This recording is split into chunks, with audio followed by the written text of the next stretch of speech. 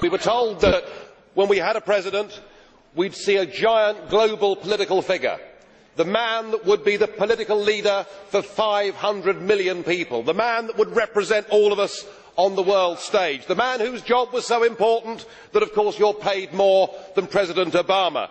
Well, I'm afraid what we got was you. And I'm sorry, but after that performance earlier that you gave, and I don't want to be rude, but you know, really, you have the charisma of a damp rag and the appearance of a low-grade bank clerk. And the question that I want to ask, that we're all going to ask is, who are you? I'd never heard of you. Nobody in Europe had ever heard of you. I would like to ask you, President, who voted for you? And what mechanism? Oh, I know democracy is not popular with you lot. And what mechanism do the peoples of Europe have to remove you? Is this European democracy? Well, I sense, though, that you're competent and capable and dangerous, and I have no doubt that it's your intention to be the quiet assassin of European democracy and of the European nation states. You appear to have a loathing for the very concept of the existence of nation states. Perhaps that's because you come from Belgium, which of course is pretty much a non-country.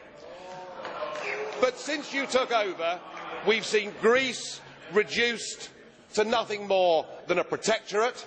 Sir, you have no legitimacy in this job at all, and I can say with confidence that I can speak on behalf of the majority of the British people in saying we don't know you, we don't want you, and the sooner you're put out to grass, the better. Well, as you said, Mr. President, you wouldn't like to be rude, and I prefer to go ahead with this statement. I'm very disappointed with you, President Buzek. It is not acceptable that in this Parliament a group chairman not only criticises the President of the Council, but calls him a wet rag.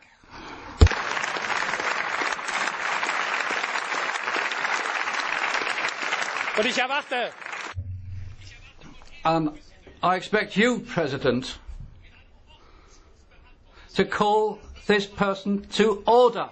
It's not right that this man should be able to trample over the dignity of this House. And Joseph Dole, it's not just a case of getting or allowing the UK to leave the EU. It'd be better for Mr Farage to resign if the European Union and the European Parliament are such bad things in his eyes.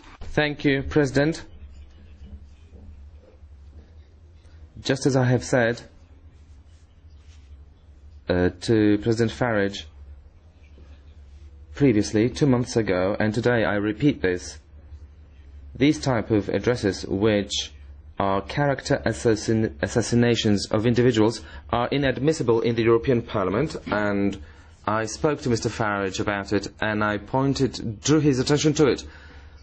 Mr Schulz, I'd like to say that this is how I work, and that's my way of going about it.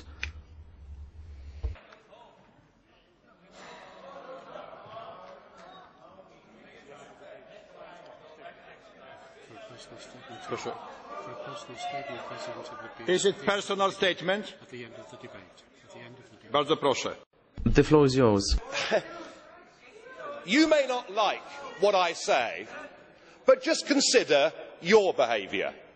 You, after the Irish people in a referendum voted no, said that our group had opened, by supporting the no vote, that we'd opened the door to fascism.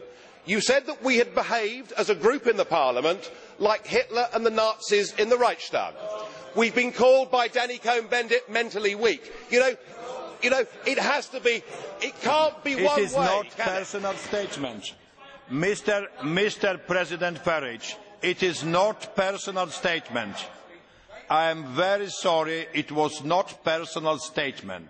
We must keep order and all the regulations of our Parliament.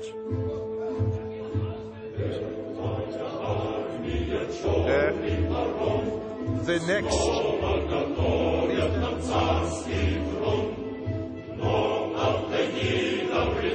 Schulz and Farage.